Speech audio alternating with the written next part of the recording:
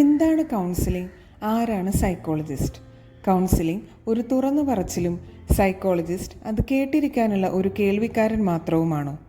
ഉപദേശം നൽകുന്നതിന് പകരം തൻ്റെ പ്രശ്നങ്ങൾക്ക് സ്വയം ഒരു പരിഹാരം കണ്ടെത്തൽ അല്ലെങ്കിൽ അതിന് സഹായം നൽകൽ ആണ് കൗൺസിലിംഗ് എന്ന പ്രക്രിയ.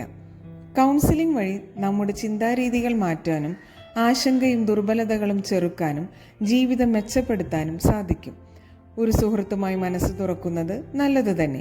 പക്ഷേ ആദിയും ആകുലതയും മനസ്സിനെ കൂടുതൽ പിടിച്ചുലക്കാൻ തുടങ്ങിയാൽ, അല്ലെങ്കിൽ വ്യക്തികൾ തമ്മിലുള്ള പരസ്പര ധാരണ നഷ്ടപ്പെടാൻ തുടങ്ങിയാൽ കൃത്യനിഷ്ഠയോടുകൂടിയുള്ള ശാസ്ത്രീയമായ കൗൺസിലിംഗ് തന്നെ ആവശ്യമാണ്.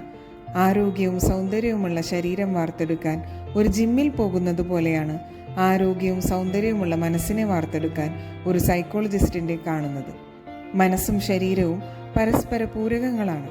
രണ്ടും ആരോഗ്യത്തോടു കൂടെ ഇരിക്കാൻ സമയം കണ്ടെത്തൂ.